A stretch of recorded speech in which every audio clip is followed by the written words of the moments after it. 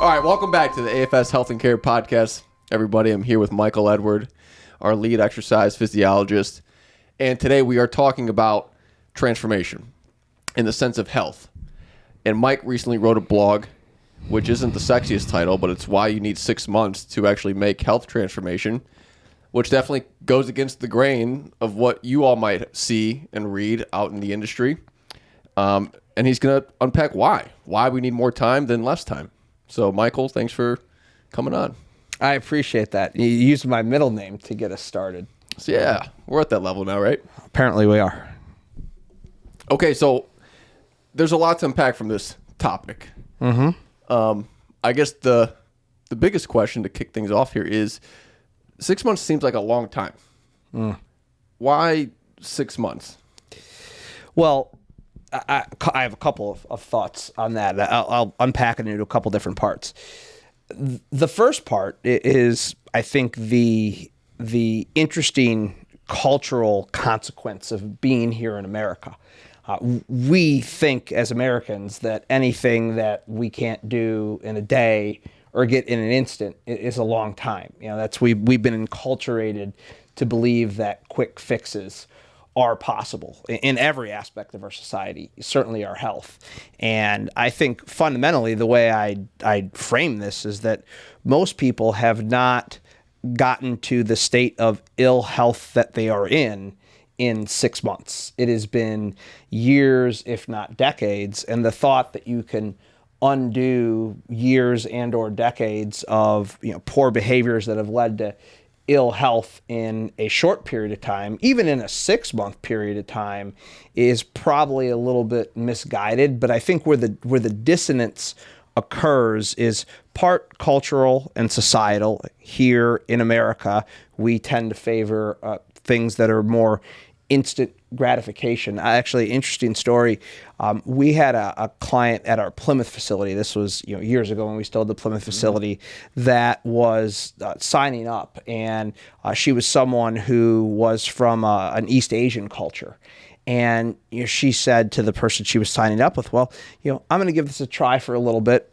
So we'll do it for 18 months, and we'll see how it goes." Wow. And it was Devin who did her intake, and he remarked to me how interesting it was that in her culture, what was considered to be a short period of time was a considerably longer period of time than what we consider things in our culture. So I think there's a cultural element and a societal element to the desire for instant gratification, but I also think it's important to understand that there's an evolutionary biology reason for why we desire instant gratification. And without getting too deep into that, our brains are wired to do the things that are instantly gratifying because that was what caused us to survive as a species for thousands and thousands of years. It's eat the honey because the honey's sweet. That will give you energy. That'll allow you to run away from the tiger. Sex is pleasurable, so let's procreate so the race and the species can stay alive. And all of that made a lot of sense in prehistoric times where our survival was in question every single second of the day. In modern day society, what's actually interesting is that most things that are instantly gratifying tend to have more of a deleterious effect on health than a positive effect on health. So I think there are two things that collide with this whole notion of 6 months seeming like a long period of time. One is that as a society, all of the structures that exist in American culture favor instant gratification. And then two, we're evolutionarily wired to be predisposed to doing things that are instantly gratifying. So that's a long way of me answering your question to say, I think we need to reframe what we actually think of from a timing perspective and just go back to this notion that it didn't take you 6 months to get in the state of ill health that you're in. And it's not just going to take 6 months to get you out of that state, but 6 months, I think, is a reasonable compromise for a starting point to get you back on the right path towards better health. Yeah, and you have a framework on breaking that down in your blog. But what do you mean by how short-term fixes in our health can be deleterious? Well, let me make sure that you captured my statement the right way. Sorry, I don't mean to misquote you. Most things that you did misquote me. Most things that are instantly gratifying in our life tend to be more deleterious to our health. As an example, it is more instantly gratifying to eat a pint of Haagen-Dazs than a salad. Oh, I see. But that's better for your health. It is more instantly gratifying to stay up late and play video games rather than sleep. But sleep is more important for your health. If we think about the decisions that we make during the day, most of the decisions that delay gratification are the ones that are more health promoting. The decisions we make that over-index on the instant gratification tend to be more deleterious or disadvantageous to our health. I see what you mean. Okay, no, that makes sense. So in this 6-month window, you referenced some like biological considerations that need to be taken into account when it comes, like when you connect to that time frame. Mm-hmm. Can you expand on that a little bit? Yeah, I mean, there's a lot that could be unpacked here. I think, fundamentally we have to think on a couple different levels. There is kind of the biological or the anatomical level, but then there's also the psychological and the emotional level. Whenever you're making a change that involves any kind of health behavior, and I'll stick to the exercise realm from a health behavior standpoint because it's the area that I'm most qualified to talk on. There are certain things that just take time to change on a biological level. Like it takes time for your body to get used to the stress of exercise, just that lactic acid buildup in your muscles. Like it takes time for your body to learn how to buffer that. It takes time for you to learn the motor skills of doing certain resistance training movements. And until those biological adaptations have happened, exercise is probably going to be considerably less enjoyable because you're in that really, really uncomfortable phase of just like learning how to get into it. Like the first workout can be an exciting thing, but it also tends to be a little bit of an uncomfortable thing. If you're looking to do a nutrition intervention and maybe you're doing that intervention to lose weight and you start to restrict your calories, certainly on the biological level, there's the psychological level, something we could talk about in a second, but on the biological level, there are changes in our hormone levels in our body, hormones that are responsible for fullness and satiety that tend to be amplified in the initial phases of calorie restriction. So the human body responds best to stress when it is done in a progressive fashion. And I think when people think in terms of a short-term quick fix, the 21-day fix, the 30-day fix, what inevitably ends up happening is that in order for you to reach the quote-unquote fix point by the end of that 21 or 30 days, you have to go so hard and so intense initially that your body simply doesn't have enough time to accommodate to all of that change on a biological level. So first and foremost, we have to be progressive and measured enough to ensure that the body can reasonably accommodate it biologically. Makes sense. Yeah, so, and this is the thing, you see programs and advertisements out there where it is a 2-week or a 21-day program, which leads people to believe that at the end of that point, you have achieved all you need to achieve to be successful on your own or achieve the outcomes you set out to achieve or you intended to achieve in the first place. So I do think like this conversation, it illuminates a lot of gaps.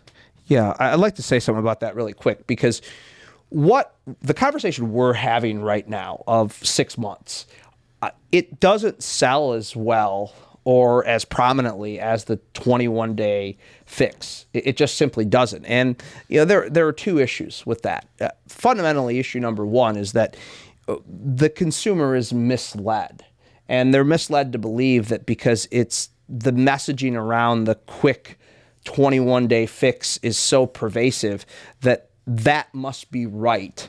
And anything that's not that is wrong. And I'm here to tell you from an evidence-based perspective, if you look at the literature, a great example is the largest scale lifestyle intervention that's ever been documented was the diabetes prevention program trials when those trials were initially done. And just to be clear on what this was a 12-month lifestyle intervention program that when implemented, it reduced the conversion from pre-diabetes to diabetes by 58% compared to the group that was taking medication, metformin, that was reduced by only 31%. So this was almost twice as effective, the lifestyle intervention, as the medication that people were taking. So very powerful in terms of magnitude. And it was a 12-month intervention. All of the research that's out there, all of the evidence-based clinical interventions are always much longer than that 30-day period of time. So what the marketing machine that is the health transformation industry will throw out there is it's flat out a lie. But the problem is that it pervades the consumer's mind into thinking like, oh, well, that's right, and anything other than that is wrong. And here's the other piece too, which I find so unfortunate and so ironic. I think everyone that like clicks on the button to sign up for the 30-day fix, I think inherently they know, not even deep down inside, but like one layer deeper than the layer that's making that click, they know that this isn't realistic. Because how many 30-day fixes has that person signed up for in their life? Right. Many of them. So I think it's important to note that what is out there in the fitfluencer sphere on the internet and on advertising is just misled the consumer into thinking that that's the right answer. And the more and more 30-day fixes that are out there, and the more and more books and programs and gurus that are out there, we seem to be getting less healthy as a society. Now, there are a lot of factors related to that, but certainly if the 30-day fix was the answer, we would be getting more healthy, not less healthy as a society. Totally, yeah. And I mean, the person that's clicking on those and has those experience, for the most part, are most likely having poor outcomes and poor results. And to your point earlier about the psychological impact of that, how many of those experiences can you go through and fail before you're done? Before you are a failure, right? Before that's your identity, where like, I'm not, and look, how many times have we heard this here? Like, I've done this before, I failed every time. And that does psychologically and emotionally discourage you from wanting to start again. And I think with what we're talking about here today, and also with some of the work that we're doing at AFS in terms of putting in place a evidence-based multidisciplinary intervention to help people, we're trying to plant a flag and say, you know what, you've been sold a bill of goods. The 30-day fix does not fix anything except the pocketbook of the person you gave the money to. There needs to be a better way, and there is a better way when it's aligned with the evidence. Exactly. So I will also argue 6 months, to your point earlier, 6 months is just the beginning. Mm-hmm. It is not at the end of the 6 months people are going to achieve this, high level of health. They can make change, but the process does not end at 6 months. It just gives us a longer runway to make that change. So you broke down very well between, okay, the first 2 months, here's what the intention, the goal is, and so on. So can you expand a little bit more on that breakdown? Yeah, but can I touch on one thing before I get to that? I always do this. You ask questions in these interviews, and I basically answer whatever question I want to answer. I once had a friend who's in PR in Washington, D.C., tell me it was the first time before I went to Capitol Hill to talk to lawmakers. We can cut this part out of the podcast, but I think it's an interesting statement. He said, and just remember, you don't have to answer the question that they asked you, right? Which that explains politics. Clearly. Yeah, to a T. But here's what I will say about what you said with regard to timing. You are absolutely right in the sense that achieving great health is an ever-expanding journey. You're always going to be working on improving your health because your health is the most precious thing you have. But what is important to know is that the biggest differences in measurable morbidity, disease, how somebody's feeling, come from when they go from a state of ill health and not doing anything about it, the biggest difference people will feel will be from when they go from that point to just doing a couple of things and feeling a little bit better. Like there always is this kind of like flattening of the curve effect. When you go from, no exercise to some exercise, you see significant improvements in mood. You see significant reductions in disease. You see, in some cases, significant reductions in death rate. And so I think that's important to know, is that even though 6 months is just the start, it's that initial start where you're going to notice the biggest difference in your health. And then over time, it flattens out.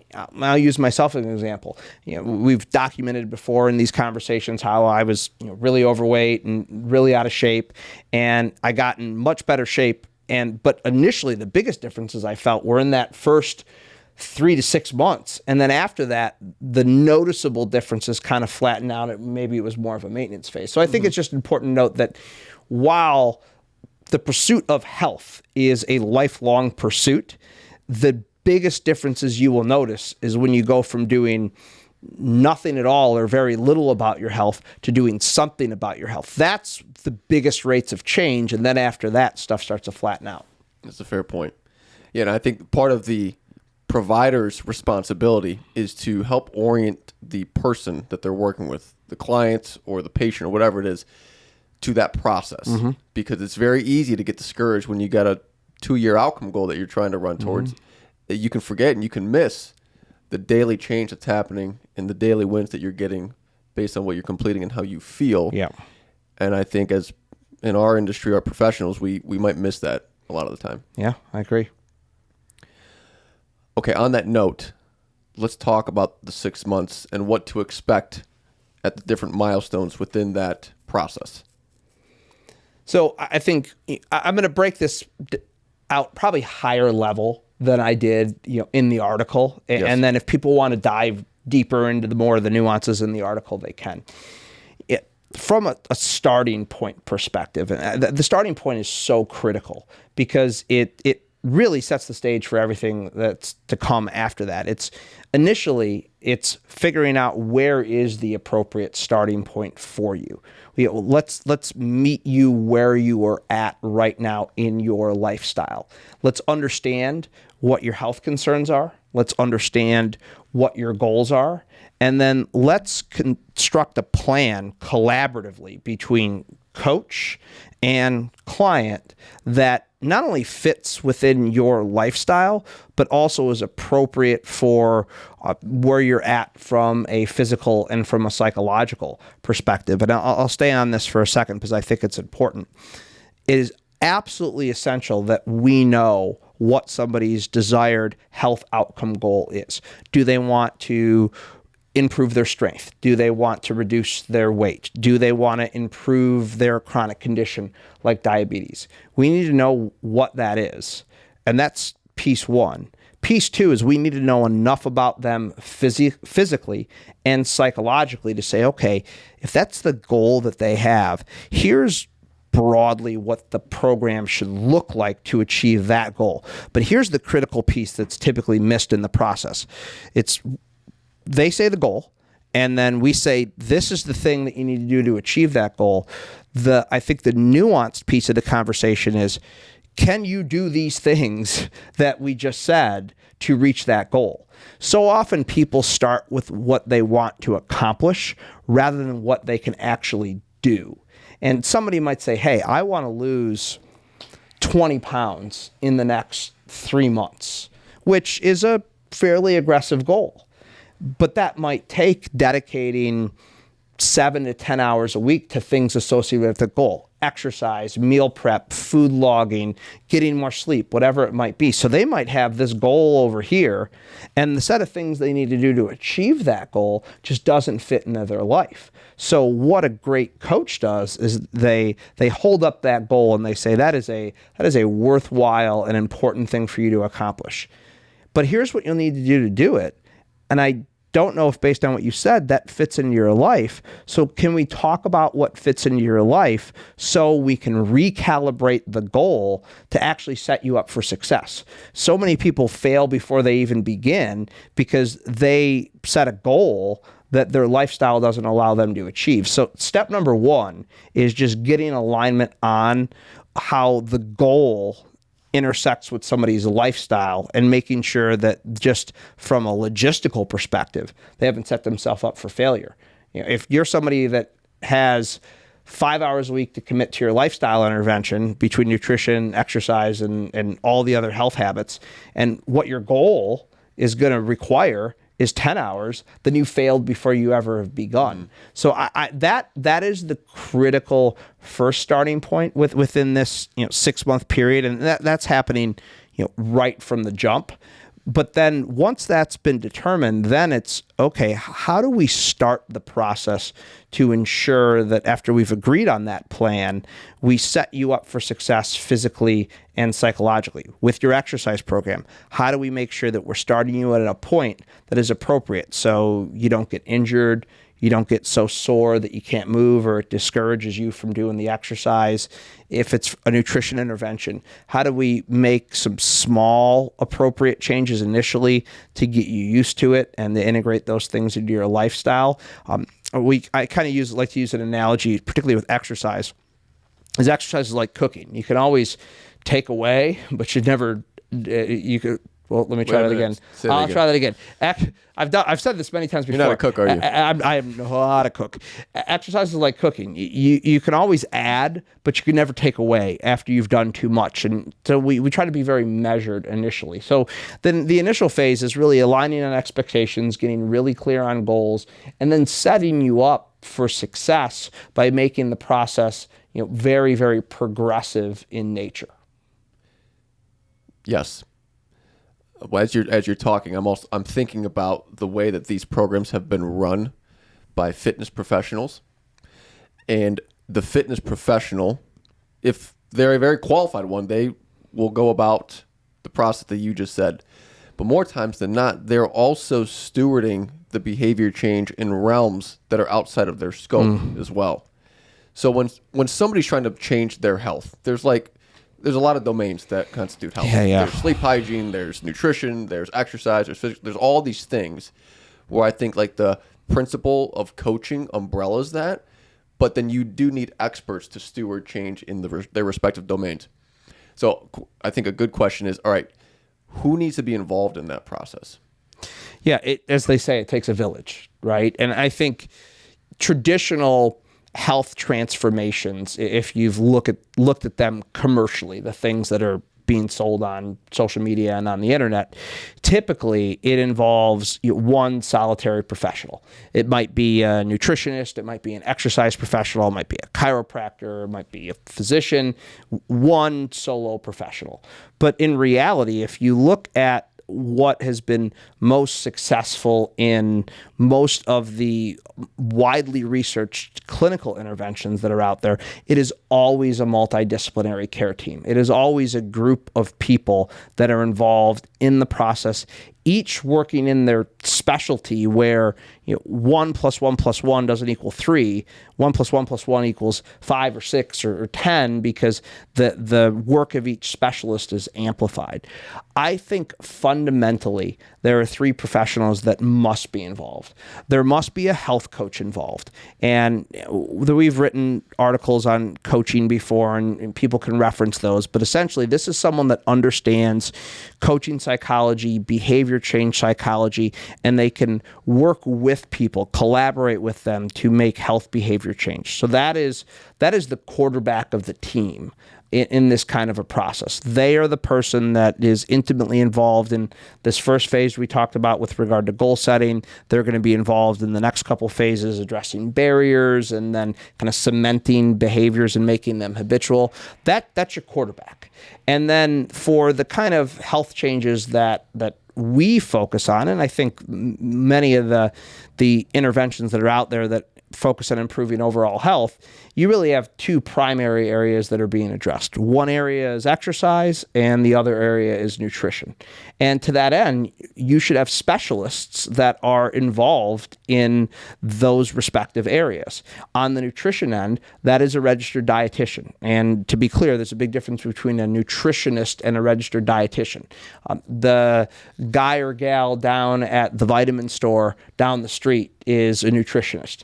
Arguably, the person that's talking to you about adding, veggies on your sub at Subway is a nutritionist. A registered dietitian is someone who has an academic degree. They hold the advanced credential in dietetics. They sit for a board exam. That's how they become registered. So that's a critical member of the team because they understand the appropriate evidence-based intervention around nutrition. And then on the exercise side of the coin, it's an exercise physiologist. It's, again, a registered exercise physiologist, someone who has gone to school, has an academic degree in exercise physiology, has a credential that registers them as an exercise physiologist. So we have these specialists that are working in their specific areas of expertise, and they do their work on the micro level, and then that ladders up to the macro level that the health coach is designed with overseen. And then the health coach is also there to say, it seems like this is a particular issue for you, sleep, or maybe something psychological in nature. And then they have the ability to say, we can make a referral here, we can make a referral there. But on this foundational lifestyle intervention level, when you're talking about the behaviors of nutrition and exercise, which we know are the highest mileage lifestyle behaviors that you can engage in, it is those three professionals. It is the health coach, it's the dietitian, and it's the exercise physiologist. Now, in many cases, one of those people might wear two hats. Here, we have exercise physiologists who have that expertise, who are also trained as certified health coaches. And it's great when one of those people can wear two hats because they can take those two different perspectives. But minimally, you need those three players on the team if you're going to drive lasting health change. Yeah. Keyword there, lasting health change. Listen, I was at fault. You were as well when we started our careers. We were all three of them at one point, and most of the industry is. And it's not through anything malicious. It's well-intended, yearning to help people. And I remember I was out there training people, and this is as I was a certified personal trainer, and I was training them and writing up the workout and telling them what their nutrition should be. Didn't know what I was talking about with conditions that they had, and I was trying to coach them without any coaching background. And it didn't work, right? And it didn't work. It didn't produce the outcomes that you wanted. Correct. So back to these short-term health transformation programs, a lot of them are run by a trainer or by a nutritionist that have good intentions, but they lack the team and the staying power. Yeah, there's just not... What's interesting is that our field definitely has some egos in it. And I think sometimes that prevents that team-based approach from really unfolding. But I do think you're right. I think people are well-intentioned. They want to help, and they're working very much on the micro level. They're like, okay, I hung up my shingle. I'm a personal trainer. I'm a this. I'm a that. I'm gonna help people change their life, and they just kind of put their head down and they go. And that's how I started AFS. That's how you got involved. But then you start to take a step back and think a little bit more strategically, and you start to say, okay, well, what's really going to drive this change, and what's out there in the evidence that really suggests that we can drive a significant health change in people? And then you start to realize it is a multidisciplinary team of highly educated specialists. And you brought up an important point. There's a difference between, just like there's a difference between a nutritionist and a registered dietitian, there's a difference between a personal trainer and an exercise physiologist. There's a stark difference between those two. And that is why, if you're going to approach this to maximize efficacy, it is getting the right professionals and putting them on the right team in the right system to help ensure that that person makes the health change they're looking for. So we have this team that we identified that is going to be stewarding this person's jump. So it sounds like the first part of this is let's align expectations. Let's get clear on what people can do. Take us through the rest of the 6 months. Yeah, then as you get into the process, there's the old Mike Tyson quote applies, which is everyone's got a plan until they're punched in the face, right? And so they start the process, and then invariably, like, life gets in the way. Like kids get sick, you get sick, work gets crazy, you slip on the ice and you hurt your wrist. Stuff happens. So this is where the team can really rally around you. They can help identify the barriers with you. That's the health coach largely doing that. They can then communicate to other members of that multidisciplinary team and say, this is happening for Kemper. His daughter Gracie got sick. Then his wife got sick, and he's had to take care of the kids, so he can't work out. And then the health coach helps you identify those barriers, and then goes to the registered dietitian and says, Kemper's really struggling getting his workouts in, but he's also struggling eating healthy. Here's the circumstances. Based on your expertise, reach out to him and help him. And then goes to the exercise physiologist and says, this is what Kemper's struggling with his workouts. He can't get into the gym. Go help him. And then the RD makes the appropriate changes. And the exercise physiologist says, I'm going to give you a home-based workout. So it's the team rallying around those inevitable speed bumps that occur for people. But here's the beauty of the way it's done with the health coach is they do it in a way that empowers the individual to think critically and problem solve for themselves. Because ultimately, we want to use this 6-month period to really fortify the person's critical thinking skills and self-efficacy around their health behaviors.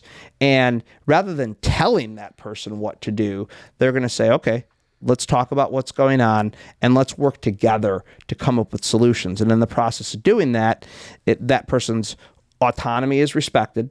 They start to build self-efficacy because they start to see they can critically think for themselves. So in, 6 months later or 9 months later or 3 years later, they're able to draw on those skills of being able to think critically.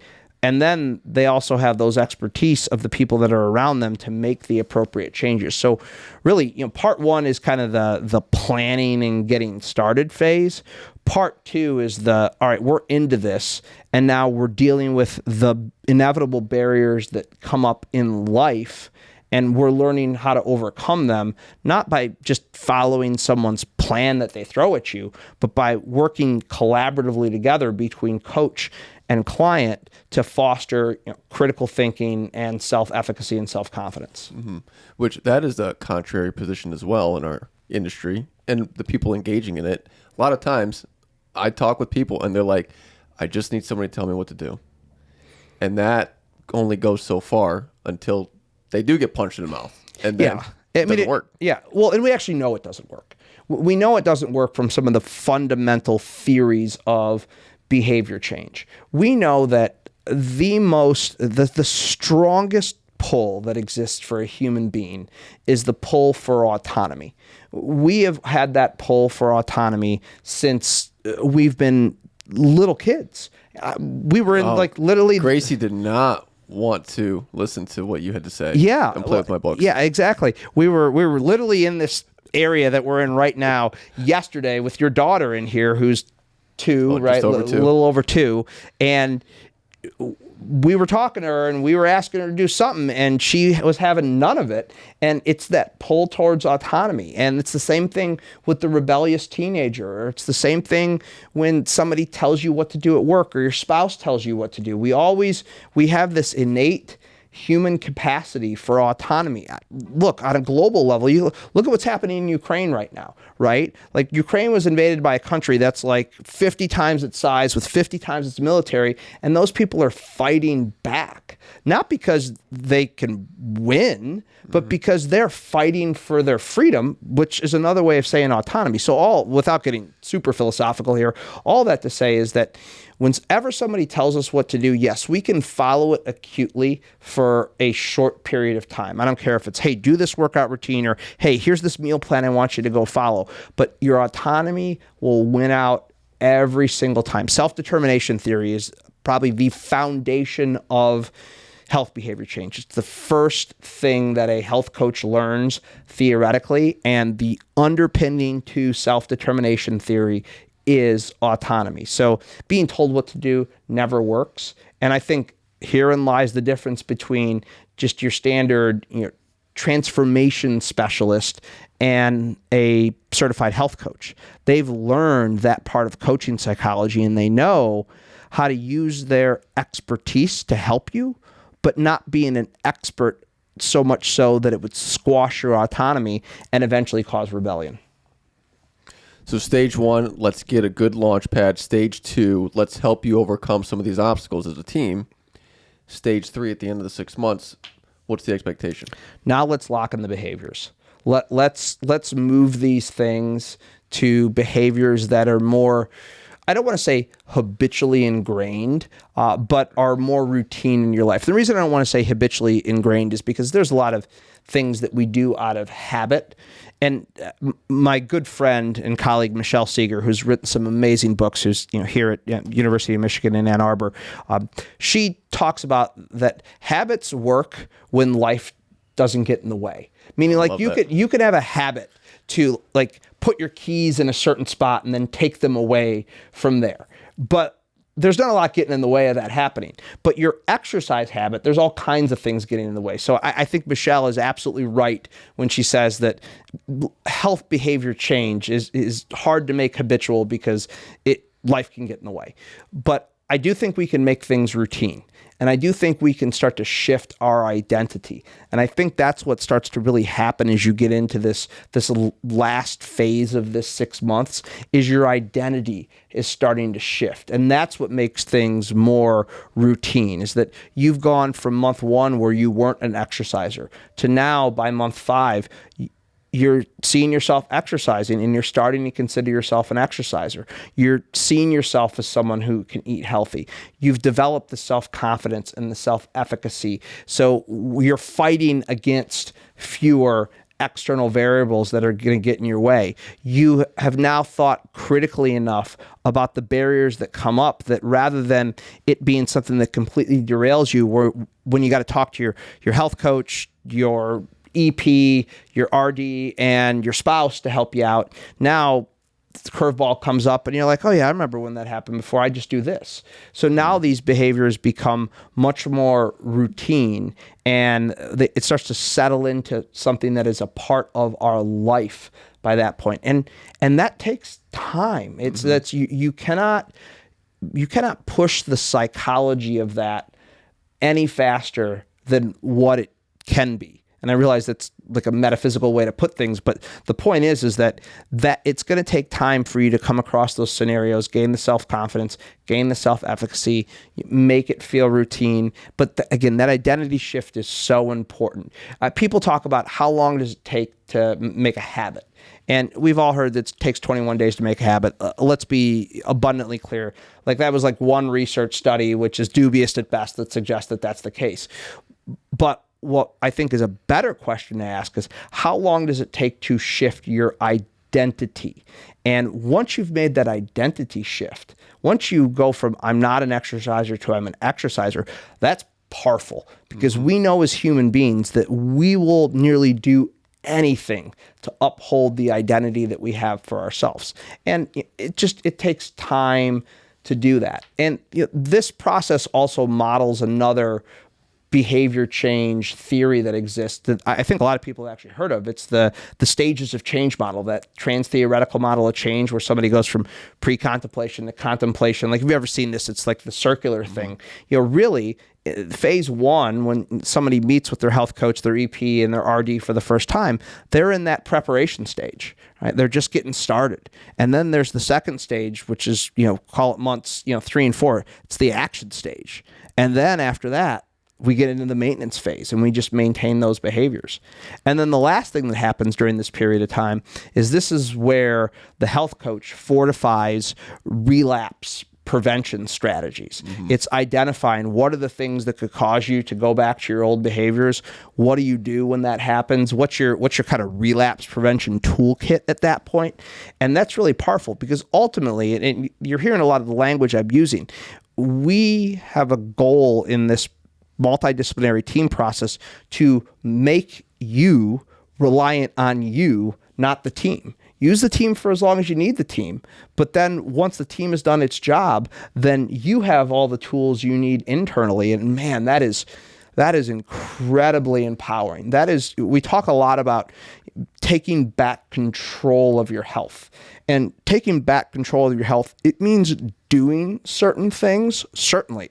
But more importantly, it means having the knowledge and the ability and the skill to do those things at will. I think so many people are kind of in a state of despair because they feel out of control with their health because they don't have the tools, the skills, and then the confidence to be able to do it. And that's what a process like this 6-month transformation does when done well. It is less of a physical transformation. That's going to happen. That's the easy part. It's a psychological and emotional transformation. It's that identity shift. And that is the power that you can harness to sustain your health inevitably. Yeah. The identity shift versus the habit change is just such a deeper anchoring thing to hold on to. Like, that is permanent. I'm thinking about when COVID actually hit, there were a lot of our members that were with us for many years that did not stop exercising. Like, our facility was shut down, and there's a group of women that they had their own Zoom call to continue their circuit training workout that they did here on Tuesdays and Thursdays at the same time together. And it becomes easier. Like, I think the start of it is it's very front of mind and energy demanding. And then as you get through the process, it does become a lot more automatic. Like, that the neuroplasticity starts to change in our brain that makes these habits and routines more automatic and not so demanding from an energy standpoint. And that gets stronger as time goes on. Yeah. So, well, and if anything, when you start, it works against the identity that you currently have. And it's hard to do things that are against your identity. Whereas as soon as it becomes a part of your identity, then it almost happens seamlessly in your life without a lot of thought. And it just takes time. And I always remind people, it takes time, but you're worth the time. We should close on that. That's good. But on that note, it's like, we believe in this so much. But we're not. Well, we should close on that, but we're not. But wait, there's more. No, we believe in this process. This is not just like stuff that we write about and throw on the internet just to get people to read stuff. We actually built a program around this whole process. Yeah. And again, this is us planting our flag, which I feel like you said a lot of times today, which is why I'm using it. I did. We had a meeting before this. I think I planted the same flag 15 times. Yeah. But this is so different than what the traditional fitness offerings are out there. Nobody is saying, the fitness trainer's not saying, hey, here's how it should be done. Here's the team that you need. Yeah. And even if they are, there's no access. Yeah. There's no access to the health coach and the exercise physiologist and the dietitian in one coherent space. You have to get referred out, and it's disjointed, and nobody's working synergistically. So we have this program now where we do have the health coach, and we do have a dietitian on board now, and the exercise physiologist. And we do believe, like, this is the way it should be done. This is the team and the process that should exist to get people to long-lasting change. Yeah, well, and it's interesting how we've iterated this over time. I mean, we're a learning organization, and initially, years ago, like, we had elements of this here or there, and then most recently, we've had a kind of a 90-day version of this where we've been doing a lot of data analytics, and we've been doing a lot of critical thinking around the outcomes we're looking to produce. And essentially, and this is a lot of the work that I've been doing, I've been back in the lab, cooking up what is, I think, the most not only effective from an outcome perspective, but also accessible and cost effective, and all the things that it needs to be for it to be impactful. Because ultimately, something could produce great outcomes, but if you can't get it to people at a reasonable price and at reasonable scale, it's not going to do anything. And for the first time in the 17 years that AFS has existed, I finally feel like we have the right program in place. And look, by no means do I think we have all the answers. I think we're going to learn and we're going to grow and it's going to get better. But when I look at all the pieces to this, it in my mind, it checks all of the boxes. It's involving the right professionals from an evidence-based perspective. It is structured in a way that it is accessible. It's not you got to show up at this place at this time every single week, and if you're not here at that time, then you're going to lose out. It is, cost effective because you get economies of scale when you're doing this in a team-based approach, and you leverage virtual. There's just so many boxes that this checks to be an impactful intervention, and I'm very excited that we have iterated what we're doing to the point where we've came up with a program which I don't think in and of itself is revolutionary. If anything, like most ideas, sometimes things that are the simplest are the best. But I think, as always, it's how it's packaged together. So I'm really excited to be able to bring this to the world in a way that is accessible and impactful. And I hope it's something that a lot of people take advantage of, because fundamentally our goal is to help people retake ownership of their health. And this program does it in a way that I've never seen anything that we've come up with do. Yes. And for those interested, I'll link a page that explains how this program works in the show notes here. And also, if anybody wants to talk about what it means and how it all works, people that are listening and watching probably have my email and cell phone. So you could also, they do have my cell phone. We'll also put Mike's cell phone in there too, but reach out to one of us. Reach out to me and we'll get you info. Reach out to Kepper. Don't reach out to me. Michael, thank you for coming on and expanding on your blog. This is revolutionary stuff and things that more of our industry and consumers of our industry need to hear. Thank you.